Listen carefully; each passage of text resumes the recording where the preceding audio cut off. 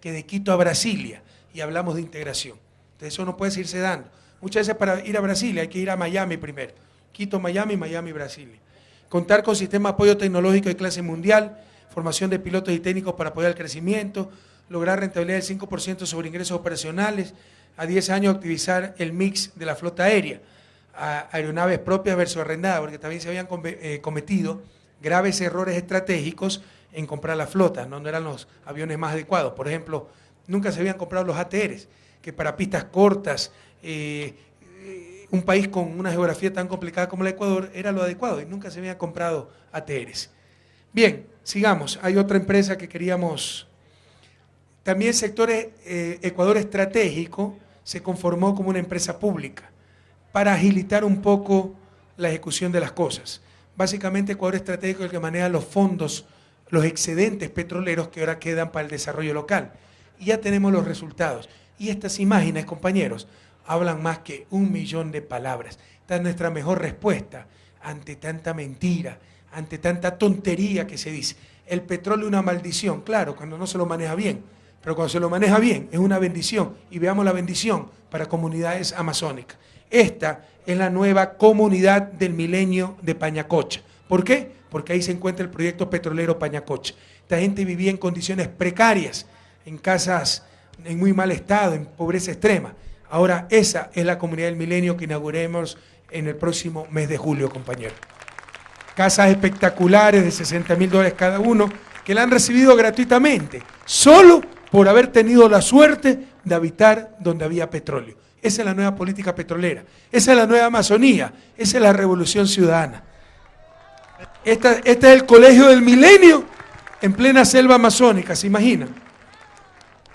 Y miren, esto todavía se está terminando, pero tienen iluminación, cables soterrados, lo que siempre pido, para Quito, para Ibarra, para Cuenca, lo tiene la comunidad de Pañacocha en la selva.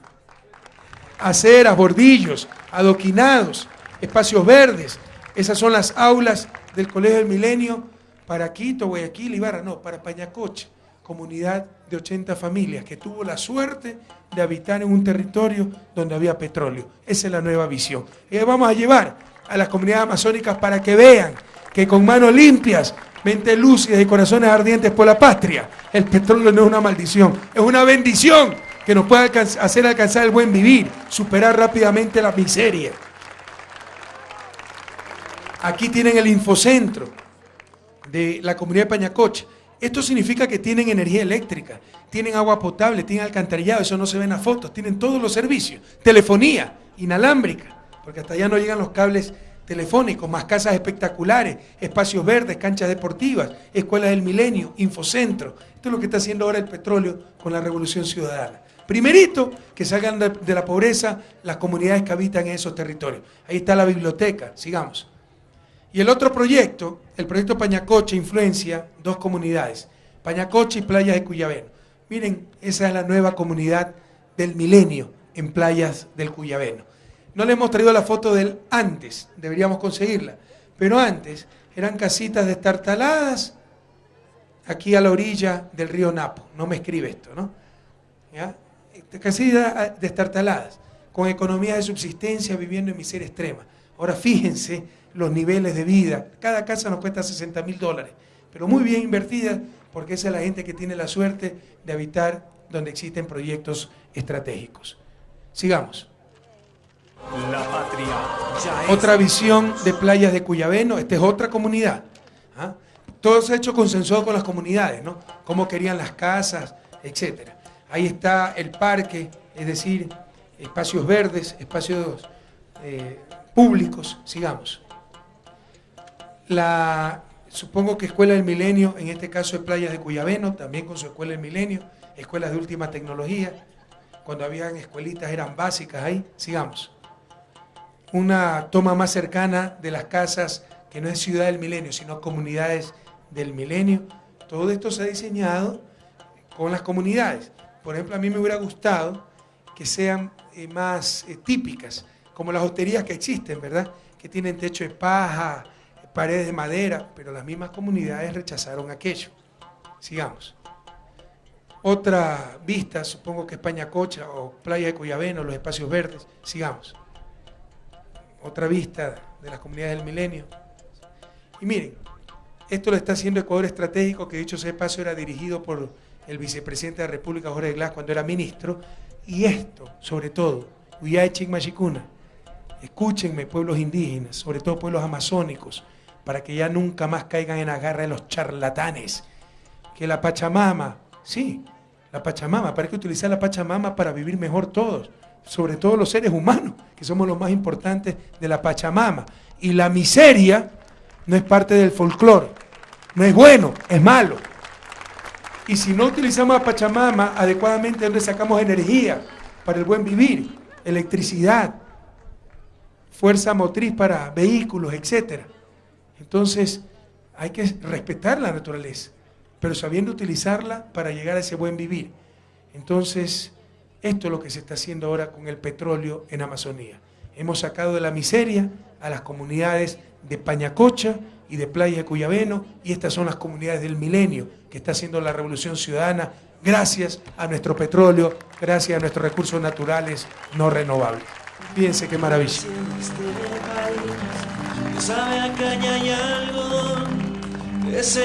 Miren si ponemos al menos en la página web lo que era antes, si hay fotos de lo que era antes. Era terrible, vivían en condiciones de extrema pobreza. Bien, ¿tenemos alguna empresa pública adicional? No, ok, continuamos, eran 23, no se asusten, solo presentamos 3 y no la exposición total. Tal vez CNT fue la más completa, lo demás solo algunos indicadores importantes. Bueno, luego continuamos pues, 4:30 actividad de despacho, en verdad fue a las 8, reunión preparatoria, cumbre de periodismo responsable, y después de eso sí, como yo sí soy responsable también, me tuve que dedicar a despacho. Pero me explotan, ¿eh? Voy a ir al Ministerio de Relaciones Laborales a denunciar explotación laboral. En todo caso, se está organizando la cumbre de periodismo responsable, será en el mes de junio o julio. ¿Cuándo es? Junio, ya mismo es, ¿no? En el Parque Histórico de Guayaquil vienen expositores de toda nuestra América a hablar de lo que es el verdadero periodismo. Tenemos que enfrentar estas cosas, nunca más dejarnos engañar, someternos, no tengamos miedo de decir lo que pensamos. Hablan tanto de libertad de expresión, no tengamos miedo de expresar lo que pensamos. La mala prensa que existe, el tipo que por tener una imprenta cree que puede insultar, que puede manipular, que puede mandar sin ninguna legitimidad democrática.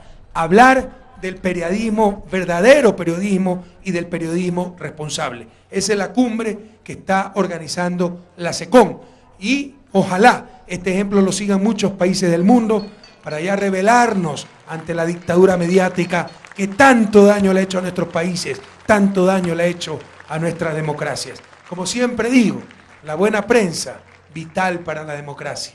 La mala prensa, mortal para esa misma democracia. Así que tenemos que luchar, es un desafío social de Ecuador y de América Latina, porque la prensa de América Latina es terrible, es muy mala, corrupta, deshonesta, falta de ética, sin escrúpulos. Es un desafío de todas y de todos, lograr una buena prensa para fortalecer nuestras democracias. Y ya va a salir la ley de comunicación, que está muy buena, pero van a poner el grito en el cielo los que sabemos. ¿Okay?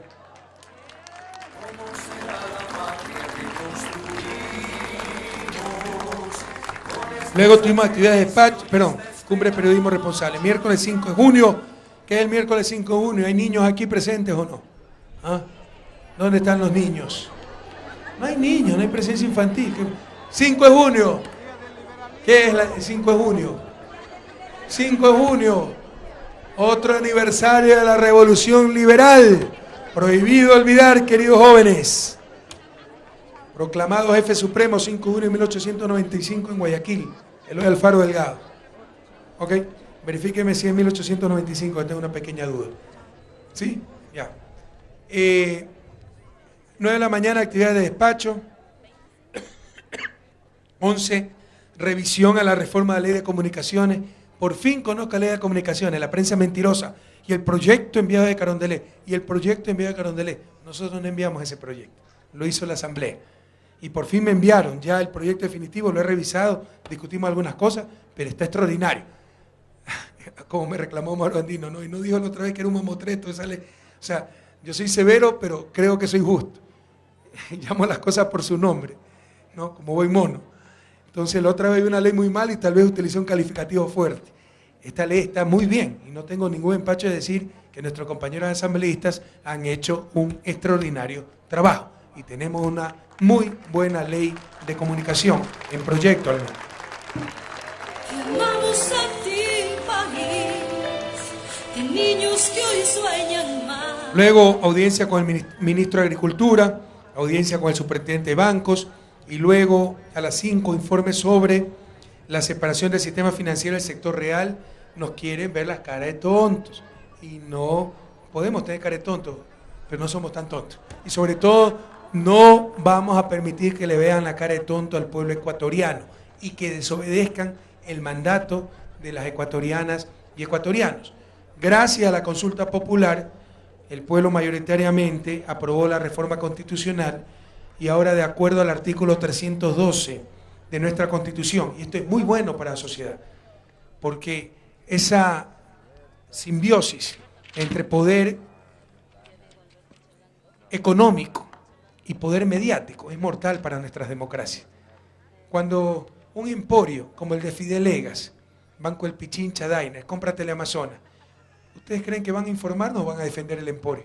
Por supuesto, informarán mientras no corra riesgo el emporio. Pero en el momento en que un gobierno democrático quiera regular tasas de interés, no hacen una campaña terrible porque tienen bancos. ¿Sí me explico? Entonces fue algo muy sano, ya eso estaba en la Constitución del 2008, que se separe el poder financiero, los bancos, del poder mediático. Pero en la consulta popular fuimos más allá, que se separe el poder financiero y el poder mediático de cualquier otra clase de poder económico. Porque un poder financiero, un banco, con una empresa, una industria, le da crédito más barato y es competencia desleal, ¿sí se dan cuenta? O el poder mediático, los dueños de un periódico tienen un restaurante y quieren quebrar la competencia y sacan ciudadano se intoxicó comiendo en el restaurante de la competencia, ¿se dan cuenta?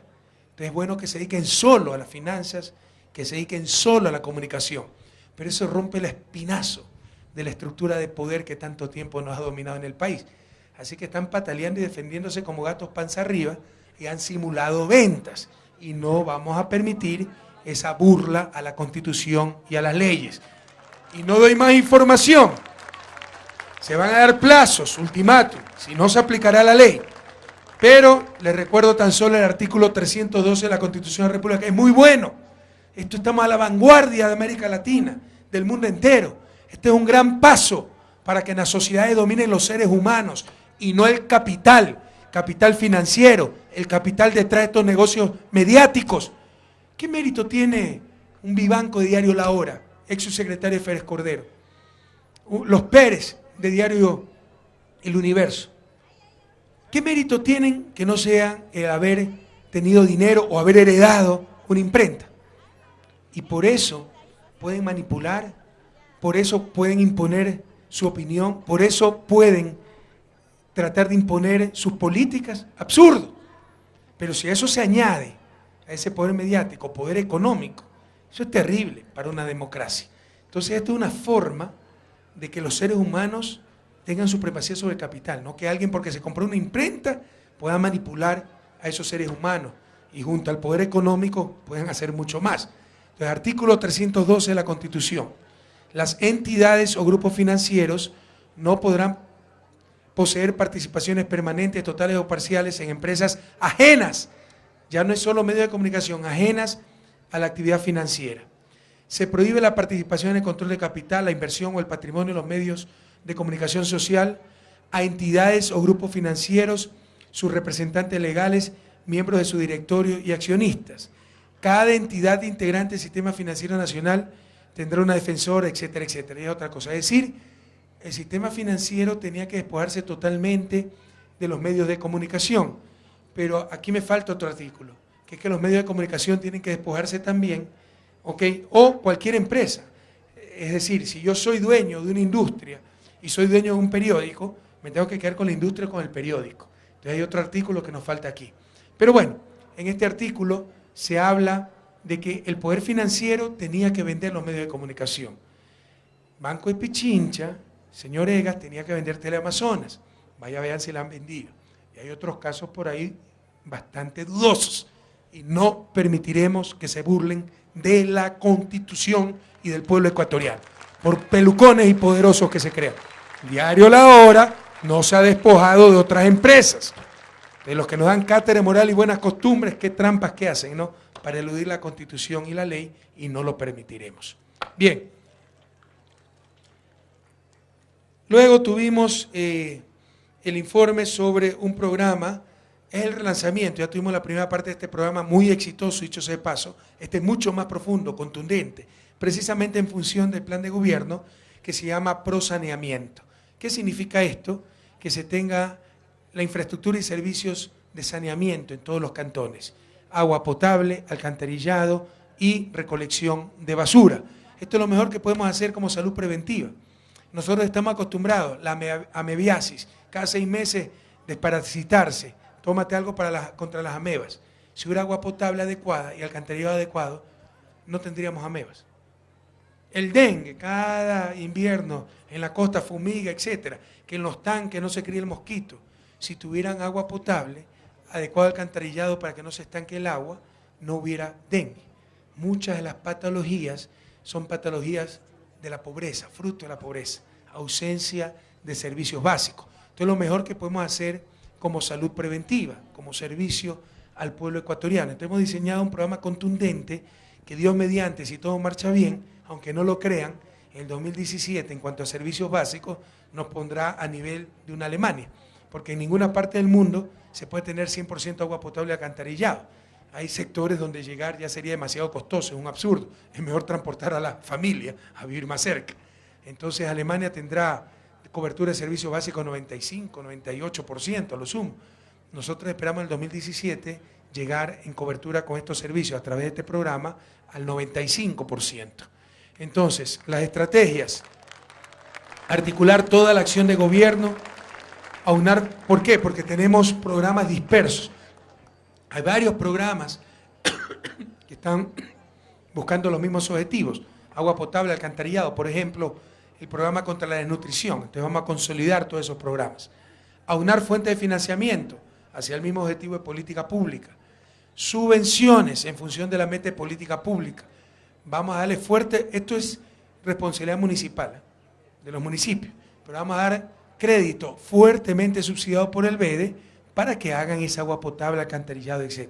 Y asistencia técnica en fortalecimiento de gestión de servicios, porque algunas veces los señores alcaldes no cobran el agua, solo nos piden plata para hacer más agua potable, y eso tampoco lo vamos a permitir. Si cobran el servicio, podrán ampliar la cobertura de agua, poner más alcantarillado, etcétera. No es solo, señor gobierno, deme más platita.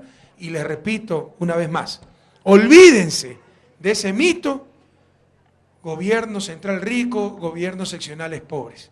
Los gobiernos seccionales reciben proporcionalmente al gobierno central. Si nosotros hemos duplicado recaudación de impuestos, han duplicado el ingreso por ese rubro los municipios. Si hemos aumentado el ingreso petrolero por la renegociación de los contratos petroleros, ha aumentado en la misma proporción en los municipios. Esto lo digo porque hay autoridades locales malintencionadas, politiqueras, sobre todo ciertos prefectos en Amazonía, que le reclaman caminos vecinales, el gobierno no me da plata. Alcalde, agua potable, el gobierno no me da plata. ¿Sí? Es el gobierno que más ingresos ha dado a los municipios. Bordean cerca de los 3.000 millones de dólares. Sin estas subvenciones, sin una serie de beneficios adicionales, lo que estamos dando anualmente a los gobiernos seccionales. Antes nuestro gobierno, ¿cuánto era? 600 millones. ¿Cuánto habrá sido? Soledad, ¿tienes la cifra? Pero se ha triplicado esto casi. Se ha triplicado. Entonces, lo que pasa es que muchos no son eficientes, tienen demasiada burocracia, todo se le va en gasto corriente por tener pipones, por tener amarres. Pero no mientan, ¿no? No es que el gobierno tiene plata y ellos no tienen. Si el gobierno tiene plata, ellos también tienen más plata, porque reciben proporcionalmente a las rentas que recibe el gobierno central. Soledad, nuestra gran gerente del Banco del Estado, porque realmente el Banco del Estado ha sido un éxito total, se lo ha enfocado como el banco de los gobiernos locales, los alcaldes que antes tenían que pedir caridad en cada ministerio. Mi DUI, déme para el proyectito agua potable. Señor Ministro de Finanzas, una partidita para alcantarillado. Señores de Fondo de Solidaridad, déme para recolección de basura. Ahora saben que van al BEDE, sean de derecha, de izquierda, amigos, enemigos del gobierno. Hay fórmulas donde se calcula el monto de subsidio que pueden recibir en base a necesidades básicas insatisfechas, etcétera, y se les otorga el crédito. Pero dejemos que explique este programa histórico nuestra querida gerenta del Banco del Estado, que ha sido un éxito el Banco del Estado, pero también hemos tenido grandes gerentes como Soledad Barrera. Bienvenida, Soledad. Muchas gracias, presidente. Buenos días, ciudadanos. Es un gusto presentarles a ustedes un programa que no es más que plasmar un deseo de la ciudadanía dentro de un contexto de políticas públicas y de lo que es el Plan Nacional del Buen Vivir. Efectivamente, este programa lo que quiere es otorgar subsidios en función de una política pública. Aproximadamente el 14% va a haber de subsidio mínimo y un subsidio máximo de un 92%. Como explicaba el señor presidente, básicamente esto se debe ¿a qué? A la desnutrición crónica, que es uno de los factores que se ha definido como una política pública de interés. También tenemos pobreza por consumo y, por supuesto, lo que nos falta para llegar a ese 95% de prestación de servicios básicos. El agua potable como mínimo tendrá un 14% y un máximo de 92%, en alcantarillado un 24% como un máximo de 95%, esto contemplando también la realidad de cada uno de los municipios. Siguiente, por favor. La meta es alcanzar, como decía el presidente, el 95% de cobertura en los servicios básicos, en los 3 que hemos mencionado, y reiterar que esto es algo obligatorio por parte de los gobiernos autónomos municipales.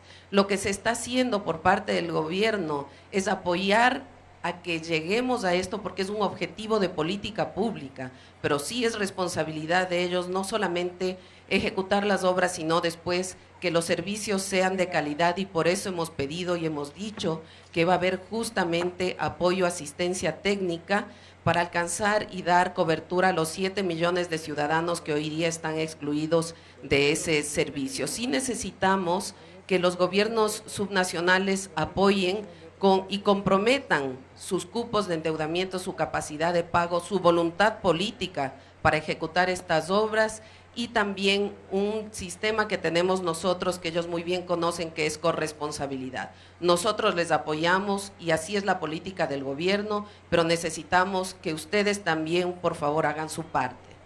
Siguiente, por favor. Esa es la foto que tenemos hoy día de acuerdo al último censo de 2010.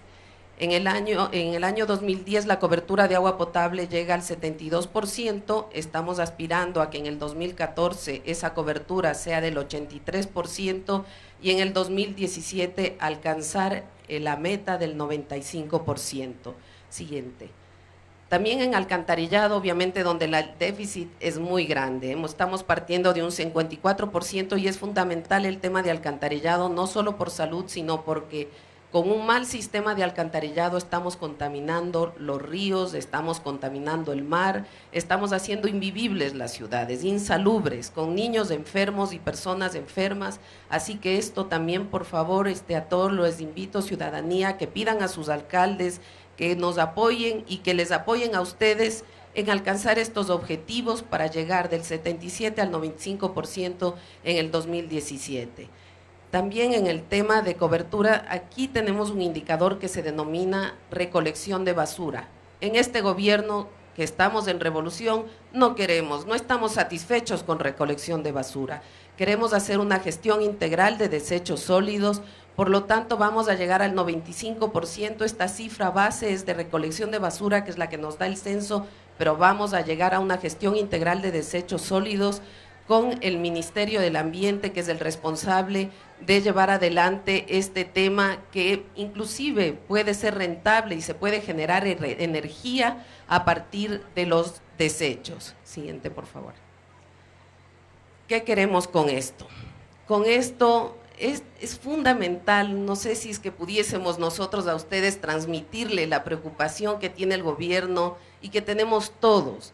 ¿Cómo incide este programa en lo que debemos aspirar, que es a una reducción de necesidades básicas insatisfechas y a una prestación de servicios adecuados?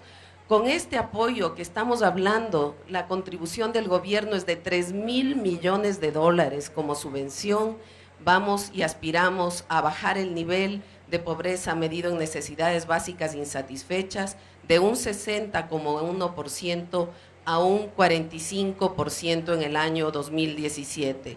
Así que eso es, señor presidente, el programa Gracias. que cuenta con su apoyo. Una precisión técnica, porque alguien estará pensando, ya se están contradiciendo, dijeron que iban a bajar la pobreza al 20%, aquí hay 45%. Esto es por necesidades básicas insatisfechas, que es un indicador bien impreciso, porque son 5 necesidades básicas, ¿verdad?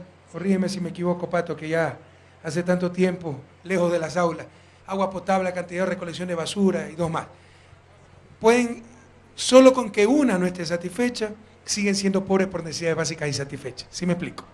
Entonces, puede ser estas muchas poblaciones que les falta un servicio de los 5 que se consideran como básicos y siguen siendo pobres. En todo caso, estos son importantes avances, ¿no? Bajar 15 puntos este indicador con la provisión de agua potable, alcantarillado, recolección de basura, que además son los servicios más importantes, sobre todo en lo que tiene que ver con salud de los ciudadanos. Muchas gracias, Soledad. Gracias. Ahorita que hablaba de los municipios, me olvidé en la intervención del señor ingeniero Regalado de la CNT, que nos tiene que enterrar los cables también, eso es horroroso. Ese sí es un rebalón de la CNT. Ya me mandaron la estadística, 50% son de la CNT. Hay que enterrar esos cables horrorosos, César. ¿Ok? Bueno, y hay que trabajar ahí con los alcaldes. Y dicho sea de paso, un abrazo al señor alcalde del Cantón Ibarra, muchas gracias por la hospitalidad, que también es el presidente de la Asociación de Municipalidades del Ecuador. Entonces, Jorge, ahí tenemos que hablar para hacer un trabajo conjunto y enterrar estos cables que son como rayones al medio ambiente, al paisaje, terrible. También aquí tenemos al señor alcalde de la capital tecnológica, al menos futura capital tecnológica del país, Cantón Urcuquí. Muy bien, un abrazo, Nelson. Bueno, luego seguimos con actividades de despacho, jueves 6 de junio, estamos atrasadísimos. Despacho, reunión de trabajo con el secretario nacional de Administración Pública, estábamos en el Ministerio de Deportes. Luego a las 12 recibió un querido amigo que en el gobierno de Lula fue su canciller los 2 periodos de gobierno y ahora es ministro de Defensa de Dilma. Me refiero a Celso Amorín. En un momento dado lo nombraron el mejor canciller del planeta, un tipo sumamente capaz, querido amigo, pues que estaba de visita en Ecuador para hacer convenios con nuestro Ministerio de Defensa, pues y quiso pasar viéndome, saludándome, y por supuesto lo recibimos con muchísimo gusto. Continuamos con actividades de despacho. Que a las 4 de la tarde por fin pudo aceptar nuestra invitación Lula da Silva. Quiero decirles que a Lula lo invitamos apenas dejó el gobierno, a que nos visita, que venga a descansar. Y quería venir, pero recuerdan que pocos meses después de dejar la presidencia, en octubre del 2011, le detectaron un cáncer a la laringe, que nos preocupó a todos, ¿no? Entonces tuvo que posponer su visita. Ahora está, yo me quedé sorprendido, no solo que está totalmente recuperado, lo veo rejuvenecido. Como se tuvo que cortar la barba por la quimio, etcétera. Se lo ve más joven incluso, se lo vio con su energía característica, ¿no? Porque Lula te habla con una convicción, con una fuerza impresionante. Entonces, qué alegría recibir al expresidente y querido amigo Luis Ignacio Lula da Silva. Tuvimos una larga y amena reunión pues, en el despacho presidencial.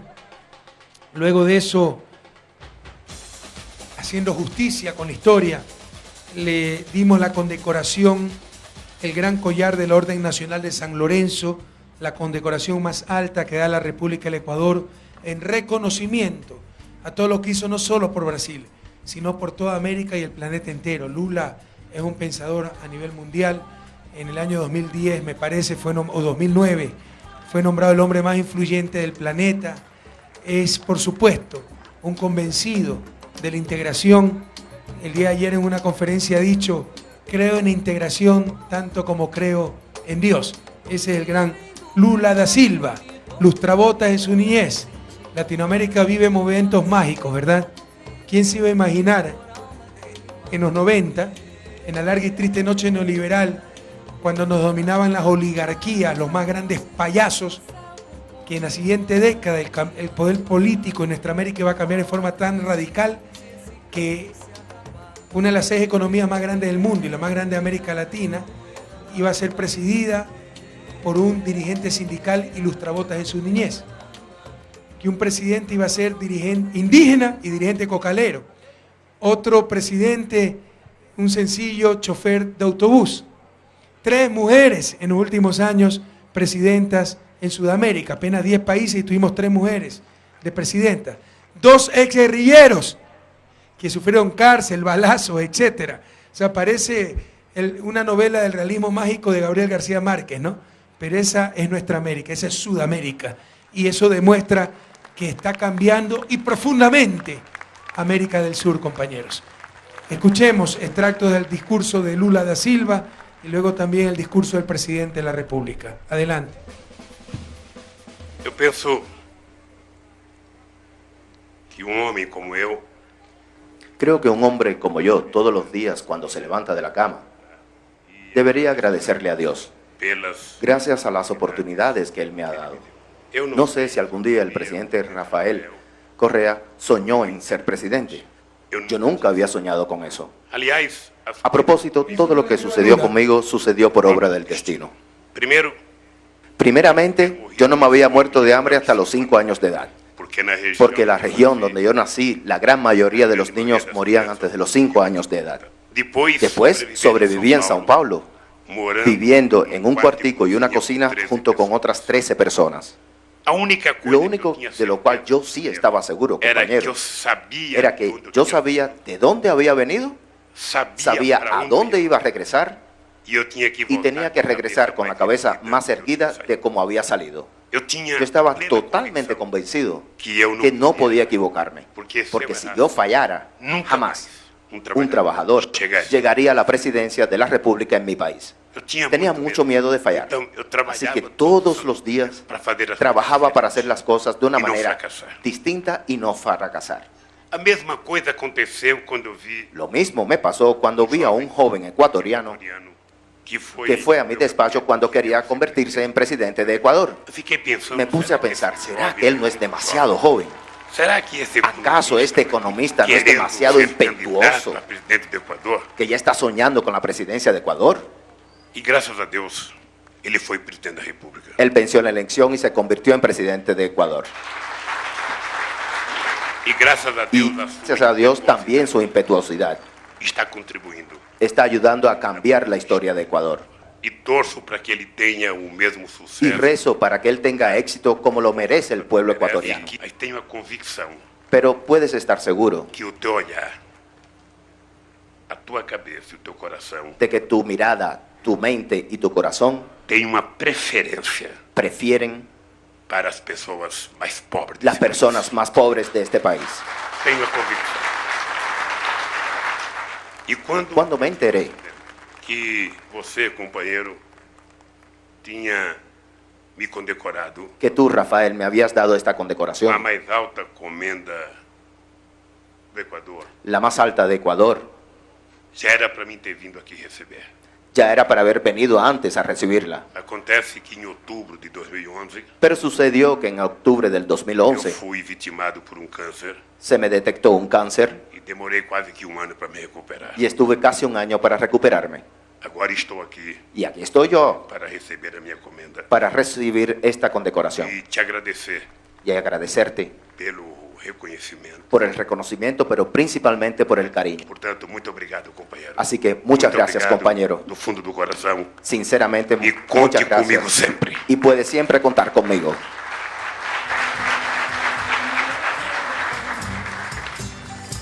Bueno, vamos rapidito un extracto del discurso que yo di en la condecoración de Lula, un queridísimo amigo, pero no solo querido, no, admirado. Le recordé esa vez a Lula, yo cuando conocí a Lula fue en el año 89 o 90 en Bélgica. Venía de perder la primera elección, había sacado una votación histórica, pero los medios de comunicación, Estados Unidos, los poderes de siempre, ante el peligro de que ganara Lula, de izquierda, dirigente sindical, promocionaron pues al primero que encontraron. Y ese primero que encontraron fue Collor de Mello. ¿Se acuerdan de Collor de Mello? Después destituido por corrupción. Pero prohibido olvidar. Vean quienes promocionaron a Collor de Mello, que tenía 2% de intención de voto y lo inflaron entonces para que ganara la presidencia, con toda la complicidad de los medios de comunicación, el poder económico, etcétera, solo para cortarle el paso a Lula. Entonces, después de eso, Lula hizo una gira internacional, fue a Bruselas, yo viajé de Lovaina a Bruselas para verlo, y qué barbaridad, ¿no? O sea, esa energía, se le notaba ese carisma. Entonces ahí fue que conocí al gran Luis Ignacio Lula da Silva, por supuesto, yo no me olvido de ese día, sé que se va a acordar de mí, pues era uno de los tantos jóvenes estudiantes que lo escuchaban con tanta admiración. Escuchemos un resumen del discurso que yo di en la condecoración de Lula.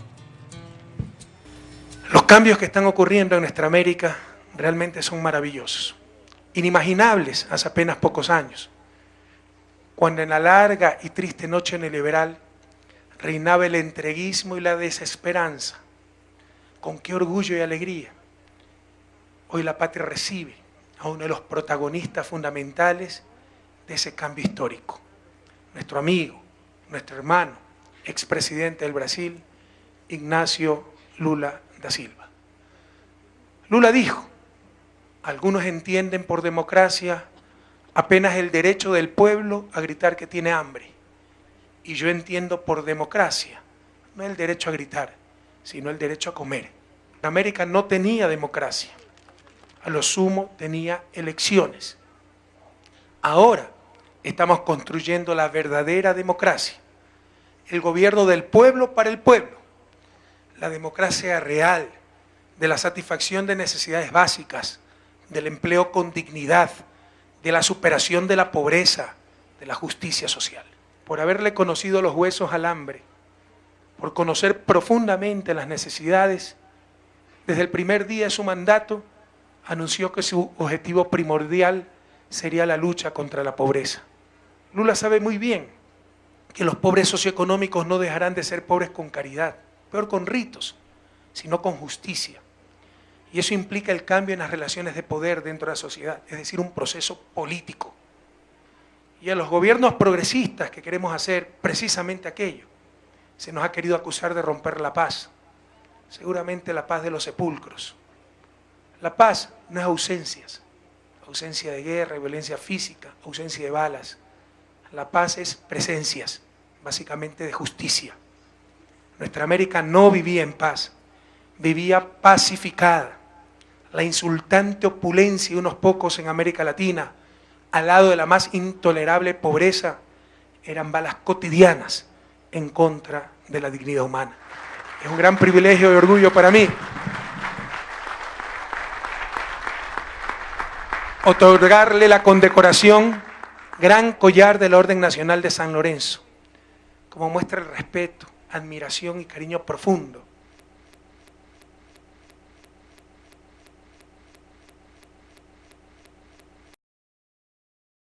de hermosas ciudades. Siempre has vivido en la patria, también es tuyo, también en tu patria. Hoy, con tu imputo aliento, siempre presentes, seguimos soñando y seguimos trabajando en integración más profunda. Y seguimos en este camino. Es el mismo Lula. Nuestra alegría es mayor que nuestro dolor. Nuestra fuerza es mayor que nuestra miseria. Y nuestra esperanza es mayor que nuestro miedo. Muchas gracias por estar en nuestra patria. Nuestro mayor cariño y aprecio también a ese queridísimo Brasil. Bueno, fue un momento muy emotivo y una gran alegría ver a Lula, aunque sí lo he visto en encuentros internacionales, pero verlo acá en Quito fue maravilloso. Luego de esto, pues Lula se fue a dictar unas conferencias en el Teatro Nacional, le hacían un homenaje las organizaciones sociales, etcétera. Me dicen que estuvo muy bonito. Y yo me quedé pues en reunión con la SECOM para revisión del material para el enlace ciudadano y recibió